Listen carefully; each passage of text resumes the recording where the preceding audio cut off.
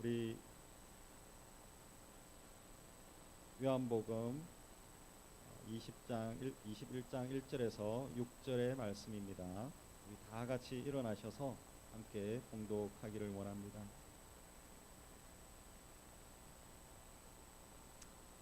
네, 같이 우리 읽겠습니다. 요한복음 21장 1절에서 6절의 말씀입니다. 같이 읽겠습니다. 그 후에 예수께서 디베레아 호수에서 또 제자들에게 자기를 나타내셨으니 나타내신 일은 이러하니라. 시몬 베드로와 디도모라 하는 도마와 갈릴리 가나 사람 나다나엘과 세베대의 아들들과 또 다른 제자 둘이 함께 있더니 시몬 베드로가 나는 물고기 잡으러 가노라 하니 그들이 우리도 함께 가겠다 하고 나가서 배에 올랐으나 그날 밤에 아무것도 잡지 못하였더니 날이 새어 갈 때에 예수께서 바닷가에 서셨으나 제자들이 예수인 줄 알지 못하는지라. 예수께서 이르시되 얘들아 너희에게 고기가 있느냐 대답하되 없나이다. 이르시되 그물을 배 오른편에 던지라. 그리하면 잡으리라 하시니 이에 던졌더니 물고기가 많아 그물을 들 수 없더라. 아멘. 네, 앉아주십시오. 오늘은 우리 회복을 위해 다시 찾아오신 예수님이라는 제목으로 같이 말씀을 나누기를 원합니다. 오늘 이 시간부터 우리 한 5주 정도 요한복음 21장 이 말씀을 통해 가지고 회복이라고 하는 주제로 함께 말씀을 나누기를 원합니다. 우리 지난주가 우리 부활주일이었습니다. 부활절 예수님이 부활하시고 난 이후에 예수님을 통하여서 부활하신 예수님이 제자들을 만나고 그 예수님을 통하여서 이 제자들이 꽁꽁 숨었던 제자들이 다시금 회복되어지는 그런 은혜가 바로 요한복음 21장에 나오고 있습니다. 그래서 요한복음 21장의 이 말씀을 통해서 우리의 영혼, 또 우리의 가정, 또 우리의 교회가 회복되어져서 하나님 앞에 귀하게 쓰임 받는 복된 시간이 되어지기를 원합니다. 부활하신 예수님은 제자들을 찾아왔습니다. 구체적으로 이야기를 하면 예수님은 예수님을 배반했던 그 제자들, 다 도망간 제자들을 예수님이 찾아오셨다라는 것입니다. 그러나 중요한 것은 예수님께서는 배신하고 도망간 그 제자들을 책망하지 않았습니다. 또 책망하기 위해서 오신 것도 아니다라는 것입니다. 예수님께서 제자들을 찾아오셨습니다. 배신했던 그 제자들을 찾아왔습니다. 다시금 그 제자들이 회복되어지기를 간절히 원하는 마음으로 예수님께서 제자들을 찾아오셨다라는 것입니다. 정말 우리의 삶을 살아가다 보면 정말 사람과 사람 사이에 싸우기도 합니다. 정말 우리가 배신하기도 합니다. 그런 사람을 우리는 만나기가 참 껄끄럽습니다. 힘이 듭니다. 더 나아가서 그런 사람들을 축복해 줄 수 있느냐라는 것입니다. 더 어렵습니다. 그러나 예수님은 이 제자들에게 다가오셨습니다. 배신하고 도망가고 예수님을 버렸던 그 제자들에게 다가왔습니다. 그리고 예수님께서는 그들에게 다 용서해 주시고 이들이 다시금 서서 제자의 그 길을 가기를 다시금 원하는 마음으로 찾아오셨다라는 것입니다. 정말로 마음이 상하고 깨어진 정말로 우리의 마음, 주님은 우리를 찾아오기를 원하십니다. 하나님과 우리 사이에 막혀있는 것이 있습니까? 그럼에도 불구하고 주님은 우리를 찾아오기를 원하십니다. 때로는 우리가 여기 있는 예수님의 제자들처럼 나 주님 싫어요 하면서 우리도 주님을 배신했던 삶도 있습니다. 그냥 세상으로 가버린 우리의 삶도 있습니다. 그러나 주님은 끊임없이 우리를 향한 사랑을 보여주시는 것입니다. 주님은 우리를 향한 사랑은 변함이 결코 없다라는 것입니다. 중요한 것은 우리의 영혼이 다시금 회복되어지기를 간절히 원한다라는 것입니다. 마음이 상한 자들이 회복되어지기를 원하고 관계가 깨어진 영혼들이 회복되어지기를 원하고 우리의 믿음이 바닥나 있는 영혼들이 다시금 회복되어지기를 원하고 주님의 길을 가지 못하고 세상을 향하여 바라보는 자들이 다시금 주님을 바라보기를 원하는 마음이 주님의 마음이다라는 것입니다. 그래서 주님은 회복하기를 간절히 원하는 것입니다.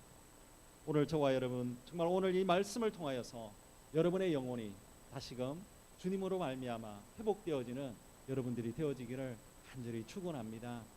그래서 여러분의 가정이, 여러분의 삶이, 여러분의 가정이, 우리 교회가 다시금 정말로 회복되어져서 하나님께 귀하게 쓰임 받는 우리의 모두가 다 되어지기를 간절히 축원합니다. 오늘 이게 첫 번째 나누기를 원하는 것은 우리 친히 예수님께서는 우리에게 찾아오셨다라는 것입니다. 1절의 말씀을 보십시오. 그 후에 예수께서 디베랴 호수에서 또 제자들에게 자기를 나타내셨으니 나타내신 일은 이러한 일이다. 이렇게 이야기하고 있습니다. 여기 말씀해 보면 1절에 그 후에라고 이렇게 이야기하고 있습니다. 그 후에. 이것은 요한복음 20장 그 사건, 그 이후를 지금 이야기를 하고 있습니다. 요한복음 20장은 우리 지난주에 우리 이야기를 나눈 것처럼 예수님께서 부활하시고 제자들을 만났던 그 사건이 요한복음 20장에 나오고 있습니다. 또한 부활하신 예수님께서 정말로 예수님의 그 부활을 믿지 못했던 그 도마에게 못 박힌 그 손을 보여주신 사건이 20장에 나오고 있습니다. 그래서 요한복음 20장에서는 예수님이 부활하신 이후에 제자들을 만났던 이야기들이 나오고 있습니다. 근데 21장에 보면 오늘의 본문에서 또 한 번 더 제자들을 찾아오고 있는 그런 상황이다라고 할 수 있습니다. 2절을 보십시오. 시몬 베드로와 디두모라 하는 도마와 갈릴리 가나 사람 나다나엘과 세베대의 아들들과 또 다른 제자들이 함께 있더니라고 이야기하고 있습니다. 예수님은 베드로를 비롯해서 7명의 제자들에게 다시금 찾아온 것입니다. 부활하신 예수님께서 3절을 보십시오. 시몬 베드로가 나는 물고기 잡으러 가노라 하니 그들이 우리도 함께 가겠다 하고 나가서 배에 올랐으나 그날 밤에 아무것도 잡지 못하였더니라고 이야기하고 있습니다. 지금 제자들은 지금 뭘 하고 있습니까? 베드로는 나는 이제 물고기 잡으러 가겠다라고 이야기하고 있고 또 다른 제자들은 나도 베드로 너 따라서 물고기 잡으러 가겠다 이렇게 이야기를 하고 있습니다. 여러분 지금 뭔가가 이상합니다. 뭐가 이상합니까? 이미 요한복음 20장에 제자들은 부활하신 예수님을 만났습니다. 부활하신 예수님을 만났다면 이 제자들은 뭘 해야 되겠습니까? 고함을 질러야 되는 것입니다. 예수님이 부활하셨다. 그래서 온 동네를 다니면서 예수님이 부활하셨습니다. 예수님이 살아나셨습니다. 온 동네를 다니면서 막 복음을 전해야 됩니다. 그럼에도 불구하고 지금 여기 있는 제자들은 그렇게 하지 못하고 있습니다. 조용히 그냥 예수님의 부활하신 것을 만나고 나서 조용히 어디로 갔습니까? 자기의 삶의 터전으로 그냥 갔습니다. 왜 이러냐 하면 제자들은 아직까지 두려움이 있습니다. 잡혀갈까봐 아직까지 두려움에 있는 것입니다. 아직까지 불안한 상황입니다. 예수님이 부활하셨는데도 불구하고 그 기쁜 소식을 전하지 못하고 그냥 꽁꽁 숨어가지고 불안한 마음이 있는 것입니다. 그래서 제자들은 물고기를 잡으러 돌아간 것입니다. 원래의 모습으로 돌아갔습니다. 물고기를 잡는 그 제자들이 예수님께서 처음에 나를 따르라 라고 했을 때 다 버리고 따랐습니다. 그러나 이제 두려움이 오면 그냥 원래의 자리로 돌아가는 것입니다. 옛날의 모습으로 가는 것입니다. 우리가 주님을 떠나면 그냥 옛날의 모습으로 가는 것입니다. 옛날 성격의 그 모습으로 그냥 다 가는 것입니다. 어찌되었든 제자들은 낮 시간보다는 물고기가 잘 잡히는 밤 시간을 골라서 이렇게 갔습니다. 우리가 잘 알고 있듯이 이 제자들은 어부 출신들이 많습니다. 그래서 언제 물고기를 잘 잡아야 될지 잘 알고 있습니다. 이렇게 잘 아는 이 어부들이 물고기 한 마리도 잡지 못하고 있습니다. 다 헛수고였습니다. 완전 헛탕이었습니다. 아무것도 잡지 못했다라는 것입니다. 이것은 중요한 것을 보여주고 있습니다. 그냥 아무것도 잡은 것이 아닌 것이 아닙니다. 굉장히 중요한 것을 우리에게 말씀하고 있는 것입니다. 예수님을 떠나서는 아무것도 할 수 없다라는 것을 분명하게 보여주고 있는 것입니다. 요한복음 15장 5절의 말씀을 보십시오. 우리 같이 한번 읽었으면 좋겠습니다. 같이 읽겠습니다. 나는 포도나무요 너희는 가지라. 그가 내 안에 내가 그 안에 거하면 사람이 열매를 많이 맺나니 나를 떠나서는 너희가 아무것도 할 수 없음이라. 아멘. 포도나무에 붙어 있지 않는 그 가지는 열매를 맺을 수가 없다라는 것입니다. 주님은 나를 떠나서는 너희는 아무것도 할 수 없다라고 이미 말씀해 주셨습니다. 우리 어린아이들을 보십시오. 우리 자녀가 있는 우리 어린아이들을 보십시오. 어린아이들은 부모를 굉장히 의존합니다. 어린아이이면일수록 더 부모를 더 의존합니다. 어린아이일수록 정말로 우리 잘 놀다가도 부모가 싹 사라져버리면 어디 갔는지 막 찾습니다. 부모님이 옆에 있으면 자녀들은 안정감을 찾는 것이죠. 근데 점점 머리가 커집니다. 조금 더 이제 덩치가 커져가고 사춘기가 되어져가고 그러면은 이제 부모의 그 의존도가 낮아집니다. 사춘기가 되면 뭐라고 하는 겁니까? 나는 다 할 수 있습니다. 나는 이미 어른입니다. 나는 다 할 수 있습니다. 그러나 다 할 수 있는 게 아니라 계속 넘어지는 겁니다. 그래서 막 사춘기가 되면 막 고민하는 것이죠. 주님과의 관계가 바로 이렇습니다.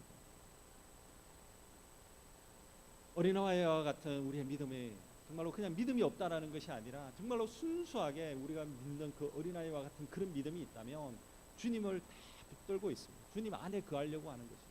그냥 우리 생각만 가득 그냥 서 있으면 하나님의 손을 다 놨고 하나님 나 이걸 할 수 있어요. 내 마음대로 해도 돼요. 주님이 필요 없습니다. 다 그러는 것이죠. 이것을 보여주는 대표적인 예가 다윗입니다. 다윗은 정말로 마치 어린아이처럼 정말로 주님만 바라봤던 사람입니다. 시편 25편 15절의 말씀을 보십시오. 이렇게 이야기하고 있습니다. 내 눈이 항상 여호와를 바라보면 내 발을 그물에서 벗어나게 하실 것임이로다. 분명하게 다윗은 어린아이가 엄마를 계속 막 찾듯이 항상 그의 그 눈이 하나님을 계속적으로 바라봤다라는 것입니다. 다윗은 골리앗을 만났을 때도 그 시선은 하나님을 향했습니다. 사울이 막 쫓아오는 그 상황들 속에서도 하나님을 본 것입니다. 여러분은 지금 무엇을 보고 있습니까? 어디에 손을 부여잡고 있느냐라는 것입니다. 우리의 삶 가운데 열매가 없을 때가 있습니다. 우리의 삶 가운데 허무할 때가 있습니다. 우리의 삶 가운데 열매가 맺어지지 않을 때가 있습니다. 우리의 삶 가운데 지칠 때가 있습니다. 우리의 삶 가운데 아무것도 할 수 없는 것들이 있을 때가 있습니다. 그때 우리는 뭘 해야 되겠느냐라는 것입니다. 주님을 바라보는 것입니다. 주님을 바라봐야 되는 것입니다. 우리의 삶 가운데 아무것도 할 수 없을 때에 우리는 점검해 봐야 됩니다. 내가 주님과 함께 동행하고 있느냐, 그것을 봐야 되는 것입니다. 예수님께서는 바로 여기에 말씀처럼 열매 맺지 못하고 있는 제자들을 찾아오신 것입니다. 제자들은 예수님을 배반했던 자입니다. 다 도망갔던 자들입니다. 제자들은 예수님을 만났음에도 불구하고 아직까지 영적인 침체로 숨어 있는 그런 제자들입니다. 그러나 예수님은 이들을 외면하지 않았습니다. 끝까지 다시금 도전하는 것입니다. 다시금 찾아오신 것입니다. 다시금 찾아오셔서 정말로 믿음이 연약한 자들, 실패자들, 배신자, 이 제자들을 찾아오셨습니다. 또 다시금 끌어안아 주시는 것입니다. 다시 만나 주시는 것입니다. 예수님은 이들을 회복시키기 위해서 다시금 찾아가신 것입니다. 책망하지 않으신 것입니다. 그냥 끌어안아 주시는 것입니다. 예수님은 이 제자들의 상처를 회복시켜 주시기 위해서 그들을 찾아가신 것입니다. 두려움에 떨고 있는 자들에게 힘과 또 주님 안에서 누리는 그 은혜를 회복하기 위해서 또 찾아가 주셨습니다. 사명을 다 잃어버렸던 제자들에게 다시금 가서 그 사명을 회복시키기 위해서 주님은 찾아가신 것입니다. 주님이 더해주신 그 꿈이 있었는데 그 꿈도 다 잃어버린 그 제자들을 찾아가서 다시금 비전을 회복하기를 원하는 마음으로 주님은 그들에게 찾아가셨다라는 것입니다. 예수님은 계속 찾아갔습니다. 회복시키기 위해서 찾아갔습니다. 신약 성경에 말씀해 보십시오. 예수님께서는 많은 영혼들을 회복시키는데 많은 사역들을 했습니다. 예수님은 죽은 나사로를 찾아갔습니다. 그래서 죽은 나사로를 회복시키면서 기쁨, 그 집안 전체가 거기에 있는 모든 사람들을 기쁨으로 회복시켜 주셨는데 하셨다라는, 기쁨을 회복시켜 주셨다라는 것입니다. 또한 주님은 더러운 여자다라고 아무도 상종해 주지 않았던 사마리아 여인, 그 여인에게도 찾아가 주셨습니다. 그리고 그 죄를 다 용서해 주셨습니다. 그리고 그의 인생을 회복시켜 주신 것입니다. 예수님은 아무도 상종하지 않는 세리를 찾아갔습니다. 모든 사람들이 다 싫어했던 그 세리를 찾아갔습니다. 그리고 그 세리가 회복되어지기를 원하며 회복시켜 주셨을 것입니다. 예수님은 우리의 손을 절대 놓지 않습니다. 여러분의 손을 놓지 않습니다. 꼭 잡아주시는 분이 주님이십니다. 정말로 우리의 인생에 정말로 회복의 첫 단계, 그것은 주님을 만나는 것입니다. 정말로 주님을 만나서 여러분의 영혼이 정말로 다시금 회복되어지는 여러분의 삶이 되어지기를 간절히 축원합니다. 정말로 마음이 상한 자가 있습니까? 주님께 나아가시길 바랍니다. 여러분의 마음 가운데 사랑이 식어진 자가 있습니까? 주님께 나아가시길 바랍니다. 믿음이 연약한 자가 있습니까? 열심히 식어진 자가 있습니까? 믿음이 바닥을 치고 있는 자가 있습니까? 주님께 나아가시길 바랍니다. 주님을 만나시길 바랍니다. 주님 안에 회복함이 있기를 원합니다.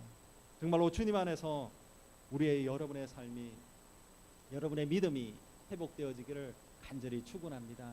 날마다 주님을 만나서 정말로 우리의 그 기쁨이 회복되어지고 사랑이 회복되어지고 소망이 회복되어지고 평안이 회복되어지기를 간절히 축원합니다. 우리는 정말로 연약합니다. 말 한마디에도 오늘 우리가 예배 때 성령이 충만했는데 나가면서 말 한마디에 그냥 믿음의 바닥이 또 쳐버리는 것입니다. 그 정도로 연약한 존재입니다. 그래서 우리는 날마다 주님께 나아가야 됩니다. 날마다 우리는 회복해야 됩니다. 그래야만이 계속적으로 우리의 영혼이 회복해야만이 날마다 성령 충만함으로 승리하는 삶을 살아내게 되는 것입니다. 여러분의 삶 가운데 날마다 주님을 만나서 여러분의 영혼이, 믿음이, 여러분의 그 기쁨이, 사랑이, 평안이 다 회복되어지기를 간절히 축원합니다. 우리 두 번째는 예수님이 찾아오셔서 이제는 회복시키게 한다라는 것입니다. 4절의 말씀을 보십시오. 날이 새어갈 때에 예수께서 바닷가에 서셨으나 제자들이 예수이신 줄 알지 못하는지라. 제자들은 밤을 새면서 물고기를 잡으려고 했습니다. 그러나 한 마리도 잡지 못한 것입니다. 그리고 날이 다 새어버렸습니다. 중요한 사실은 부활하신 예수님은 디베랴 호숫가에서 제자들 곁에 함께 계셨습니다. 예수님은 디베랴 그 호숫가에서 제자들의 식사 준비를 미리 다 준비해 줬습니다. 그러나 탈진하고 허무하고 두려움에 떨었던 제자들은 주님이, 예수님께서 옆에 와 계시는데도 불구하고 깨달아 알지 못했다라는 것입니다. 제자들은 호숫가에 누군가가 서 있는 것은 봤습니다. 아, 저기 사람이 있구나, 그거는 봤습니다. 근데 예수님이 서 있다라고 생각지를 못한 것입니다. 제자들은 예수님을 전혀 알아차지 못했습니다. 왜 못했겠습니까?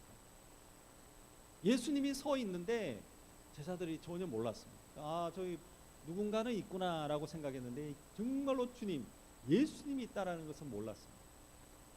왜 그렇겠습니까? 중요한 것은 너무 멀리 있었습니다. 물리적인 그 거리 때문에 그렇습니다.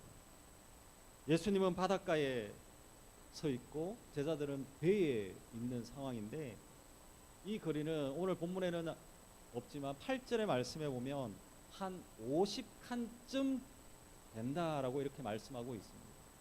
이 한 50칸이다라고 하는 것은 지금으로 따지면 한 100m 정도 됩니다.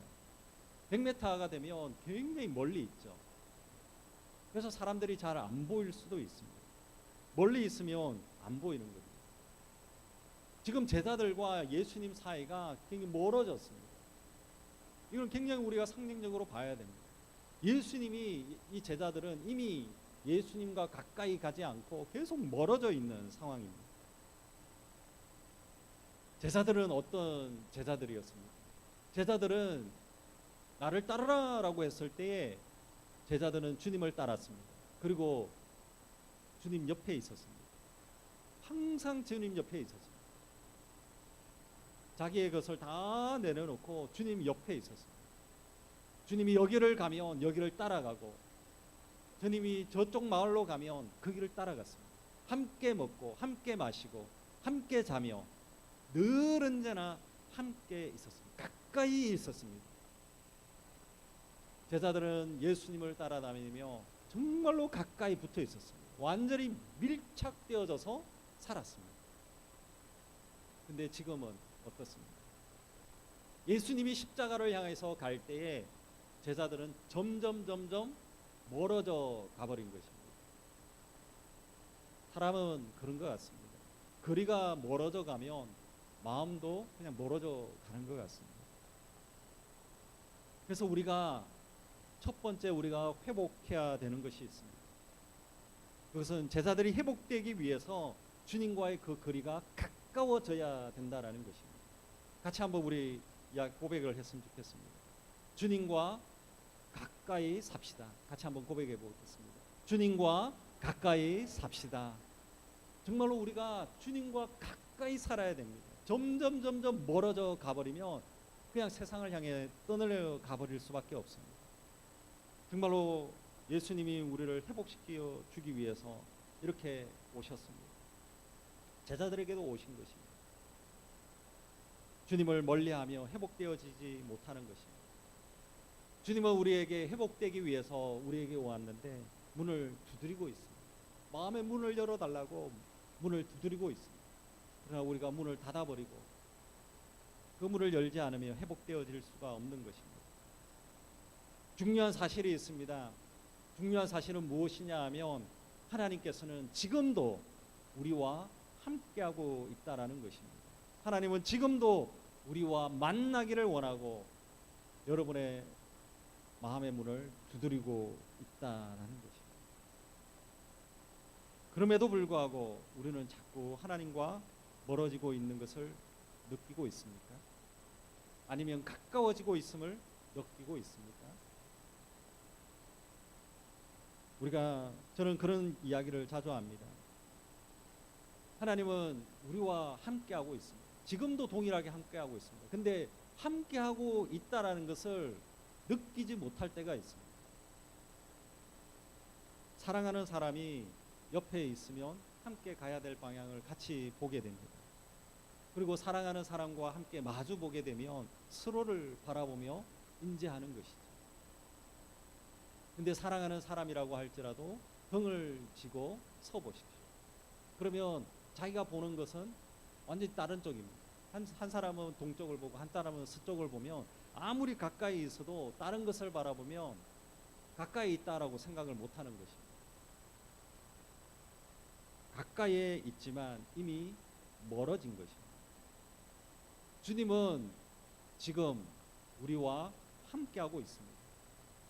주님은 우리와 함께하고 있는데 우리는 주님과 함께함을 느끼지 못한다면 우리는 이미 하나님의 등을 지고 내가 바라보고 싶은 곳을 바라보고 있는 것입니다. 세상을 바라보고 있고 나의 목표를 바라보고 있고 나의 뜻을 바라보고 있고 내가 좋아하는 것을 바라보고 있기 때문에 하나님의 동행하심을 느끼지 못하는 것입니다. 우리가 해야 되는 것은 등을 돌리고 주님을 바라보는 것입니다. 주님께 가까이 나아가는 것입니다. 정말로 여러분이 회복되어지기를 원합니다. 그것을 주님께로 돌아서는 것입니다. 여러분이 돌아서야 되는 것입니다. 주님을 바라봐야 되는 것입니다. 세상으로 바라보는 것을 내려놓고 나의 뜻을 바라보는 것을 내려놓고 나의 목표를 내려놓고 내가 좋아하는 것을 내려놓고 주님을 바라보는 것입니다. 그것이 제일 먼저 해야 될 단계입니다. 우리가 회복되어지기 위해서는 주님과 가까이 있어야 된다라는 것입니다. 그래서 정말 여러분의 삶들 가운데 정말로 주님과 가까이 나아가는, 어떻게 하든 가까이 있는 여러분들이 되어지기를 간절히 축원합니다. 정말로 몸이 힘들어도 정말로 기도의 자리로 가십시오. 정말로 우리가 예배의 자리를 사모하십시오. 말씀의 그 자리가 사모하시길 바랍니다. 또 주님을 찬양하는 그 자리를 사모하시길 바랍니다. 그래서 어떠한 것으로도 정말로 우리가 바꾸지 마시고 끊임없이 주님께 더 가까이 나아가는 여러분들이 되어지기를 간절히 축원합니다. 그래서 여러분이 주님께 가까이 나아가서 여러분의 영혼이 주님을 만나고 여러분의 영혼이 회복되어지는 그런 은혜가 있기를 간절히 축원합니다. 5절의 말씀을 보십시오. 이렇게 이야기하고 있습니다. 예수께서 이르시되 얘들아 너희에게 고기가 있느냐 대답하되 없나이다. 예수님께서는 이제 이들에게 중요한 질문을 던지고 있습니다. 회복을 시키기 위해서 중요한 질문을 던지고 있습니다. 예수님은 고기가 있느냐라고 물어보고 있습니다. 예수님께서 모르기 때문에 진짜 궁금해가지고 물어보고 있는 것입니다. 베드로가 진짜 몇 마리 잡았는가 정말 궁금해가지고 물어보고 있겠습니까?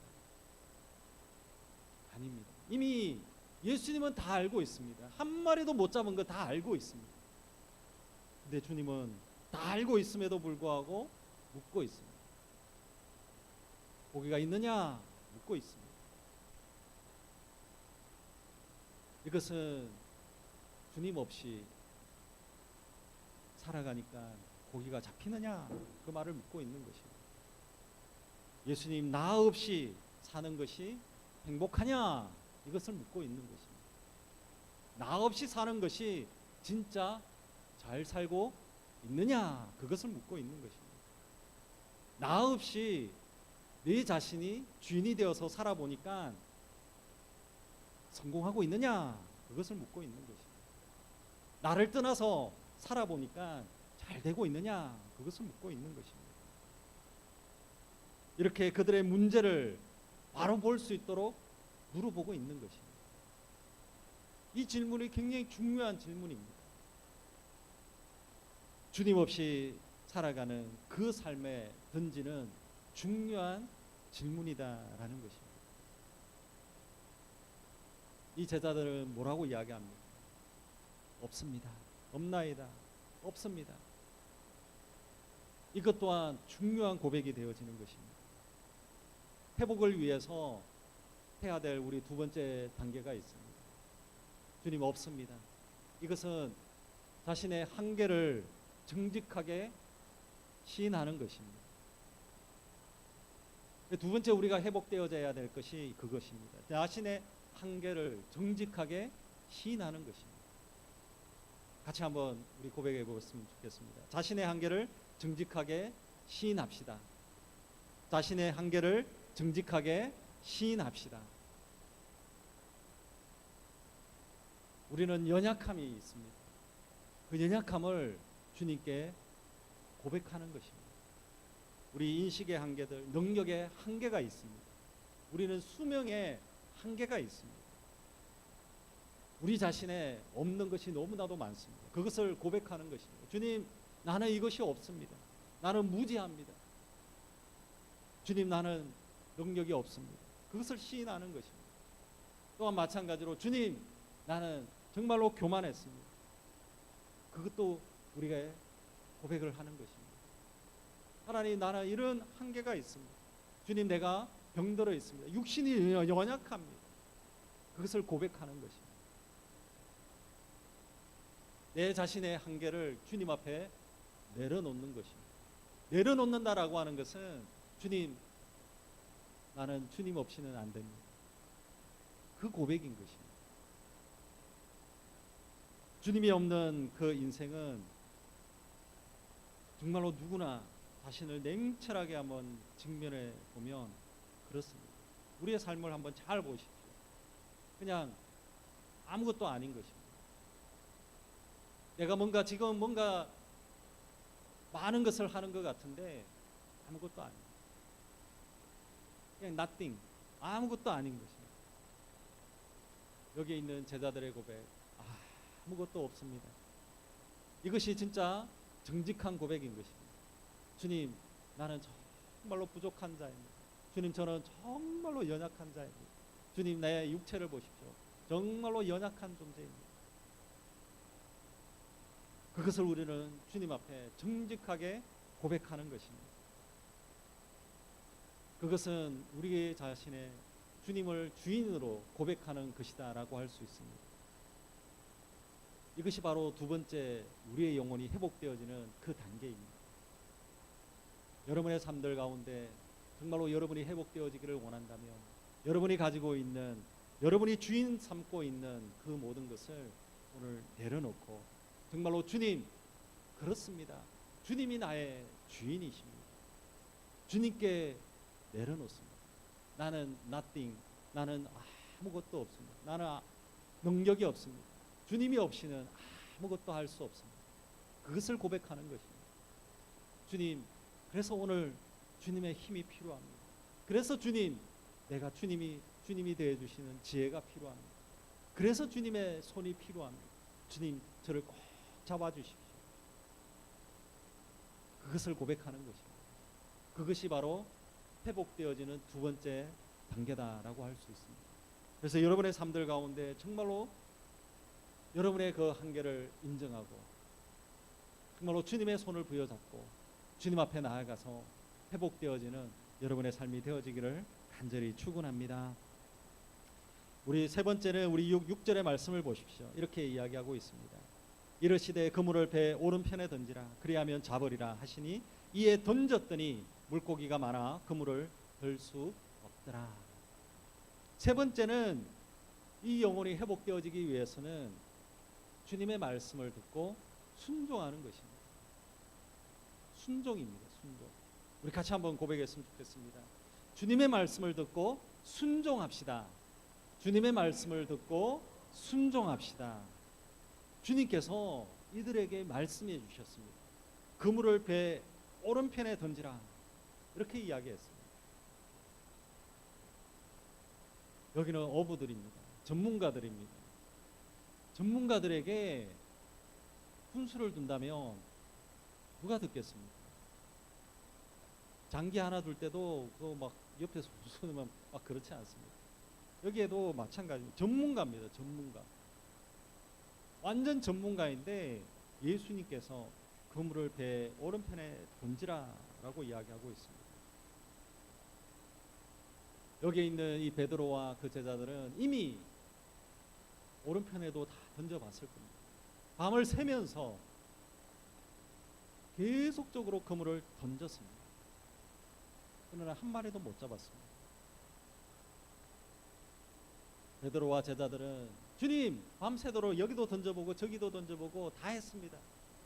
우리 내가 가지고 있는 생각들, 내가 가진 경험들을 다 동원해가지고 다 해봤습니다. 안 됩니다. 그렇게 이야기할 수도 있습니다. 그러나 분명하게 나의 지식, 나의 생각, 나의 경험을 다 내려놓고 하나님의 말씀에 순종하는 것입니다. 내가 가지고 있는 우리의 그 타당성, 합리성, 객관성, 그 모든 것을 다 내려놓고 주님 앞에 순종하는 것입니다. 주님의 말씀에 순종하는 것입니다. 성경의 말씀해 보십시오. 오병이어가 기적 우리가 이해가 됩니까? 이해가 안 되는 것입니다. 다윗이 골리앗을 이긴 것도 이해가 되어지지 않고 여리고성을 무너뜨린 것도 이해가 되지 않습니다. 그러나 주님의 말씀에 순종했을 때 그 역사들이 일어났다라고 하는 것입니다. 주님의 말씀에 순종해야 되는 것입니다.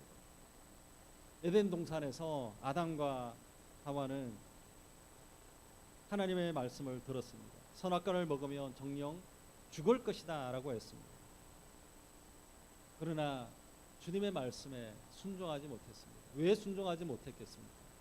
사단의 그 유혹에 넘어가 버렸습니다. 그래서 순종하지 못한 것입니다. 불순종하는 사람들의 그 배후에 그 지배하는 것은 불순종의 영인 것입니다. 순종만 하기만 하면 기쁨이 회복되어질 줄로 믿습니다. 순종만 하기만 하면 우리의 영이 다시금 회복되어질 줄로 믿습니다. 주님의 말씀에 순종하기만 하면 우리가 관계가 회복되어지고 우리의 인생이 회복되어질 줄로 믿습니다. 그러나 사단이 계속적으로 우리를 유혹하는 것입니다. 너는 우리의 약점을 계속 공략하는 것입니다. 너는 이런 실수를 많이 하지 않냐? 너는 이게 약하지 않냐? 계속적으로 우리를 유혹하는 것입니다. 이게 더 좋지 않냐? 아담도 그랬고 하와도 그랬습니다. 그러나 중요한 것은 주님이 말씀하신 그 말씀에 순종함으로 나아가는 것입니다. 분명히 아브라함이 100세에 아들을 얻었습니다. 그것은 순종했기 때문에 그랬습니다. 모세가 홍해를 가르며 그 모든 이스라엘이 그 홍해를 건너갔습니다. 그것은 주님의 말씀에 순종했기 때문에 그렇습니다. 나아만 장군이 문둥병에서 고침을 받았습니다. 마지막까지 순종하였기 때문에 치료함을 받았다라고 할 수 있습니다. 히스기야가 생명을 연장받았습니다. 그것 또한 순종했기 때문에 그렇습니다. 여호수아가 여리고성을 무너뜨렸습니다. 그것 또한 결국에는 순종했기 때문에, 하나님의 말씀에 순종했기 때문에 그 모든 것을 이루어낼 수가 있었다라는 것입니다. 사무엘상 말씀에 사무엘은 주님 앞에 엎드려서 주님 말씀하여 주옵소서, 내가 듣겠나이다. 사무엘이 그렇게 고백했습니다. 그 고백처럼 저와 여러분 우리 모두도 정말로 우리가 길을 열어서 주님 말씀해 주십시오, 내가 주님 앞에 듣겠습니다, 순종하겠습니다, 그렇게 고백할 수 있는 여러분들이 되어지기를 간절히 축원합니다. 정말로 여러분의 삶들 가운데 하나님께서 지금도 말씀하고 있는, 그러나 주님의 뜻을 알고 있음에도 불구하고 아직까지 순종하지 않는 것이 있습니까? 순종이 최선입니다. 순종은 제사보다 낫다고 했습니다. 하나님께서 말씀하시는 것이 있다면 순종하시기를 원합니다. 정말로 순종하시며 나아가시길 바랍니다. 주님 앞에 순종할 때 기적이 일어날 줄로 믿습니다. 주님 앞에 순종하며 나아갈 때 분명히 회복되어질 줄로 믿습니다. 지금 주님은 우리의 영혼이 정말로 회복되어져서 하나님 앞에 온전하게 서기를 간절히 원하고 있습니다. 하나님은 여러분의 그 가정이 정말로 주님 앞에서, 주님 안에서 회복되어지기를 간절히 원하고 있습니다. 주님은 우리 교회가 정말로 아름답게 회복되어지기를 간절히 원하고 있습니다. 그래서 하나님의 뜻입니다. 우리가 하나님의 뜻을 이루기 위해서 회복함으로 나아가는 저와 여러분 우리 모두가 다 되어지기를 간절히 축원합니다. 그래서 주님 앞에서 십자가의 은혜가 회복되어지고 구원의 그 감격함이 회복되어지고 주님과의 만남이 회복되어지는 여러분의 삶이 되어지기를 간절히 축원합니다. 그래서 여러분의 믿음도 회복되어지고 여러분의 가정이 회복되어지고 우리 교회가 회복되어져서 정말로 하나님의 나라를 확장하는 데 기이하게 쓰임받는 우리 모두가 다 되어지기를 간절히 축원합니다. 이 제자들은 나중에 정말로 이렇게 회복되어져서 부활하신 예수님께서 이 제자들을 회복되어져서 너무나도 귀한, 사도행전의 말씀에 보면 너무나도 귀한 사역들을 감당했습니다. 오늘 저와 여러분 우리가 정말로 주님 앞에서 회복되어져서 하나님을 그 사명을 온전하게 이루며 나아가는 저와 여러분 우리 교회 다 되어지기를 간절히 축원합니다. 같이 한번 이 시간 기도하기를 원합니다. 주님은 우리가 회복되어지기를 원합니다. 회복되어지기 위해서 우리가 해야 되는 것은 주님께 더 가까이 나아가야 됩니다. 그리고 두 번째는 우리가 주인 되어진 것을 내려놓고 우리의 한계를 인정하는 것입니다. 세 번째는 주님의 말씀에 귀를 기울이고 순종하는 것입니다. 오늘 이 시간 우리 같이 한번 기도했으면 좋겠습니다. 하나님, 나의 영혼 가운데 회복되어져야 될 영역이 있다면 주님 앞에 기도합니다. 나의 믿음이, 나의 사랑과 은혜와 평강이 회복되어지게 해주십시오. 하나님, 우리 가정이 회복되게 해주십시오. 또 우리 교회 가운데 무너져 있는 곳이 있다면 우리 교회를 회복시켜 주시옵소서. 우리가 같이 한번 우리의 영혼을 위해서 기도했으면 좋겠습니다. 그리고 우리의 가운데 십자가의 은혜도 회복되어지고 구원의 그 감격함도 회복되어지고 우리의 믿음도 회복되게 해달라고 기도했으면 좋겠습니다. 그리고 오늘 이 시간 중보의 기도를 드리기를 원하는 것은 지금 이 시간 회복이 필요한 영혼이 생각나는 사람이 있다면 이 시간 같이 한번 기도했으면 좋겠습니다. 하나님, 이 영혼을 하나님 회복시켜 주옵소서. 우리 같이 한번 기도했으면 좋겠습니다. 주님의 이름을 부르고 우리 다 같이 함께 통성으로 기도하겠습니다. 주여! 하나님 아버지 감사합니다. 오늘도 주님 앞에 나와 주님 앞에 아버지 나아갑니다. 우리의 영혼이 하나님 주님 앞에서 회복되어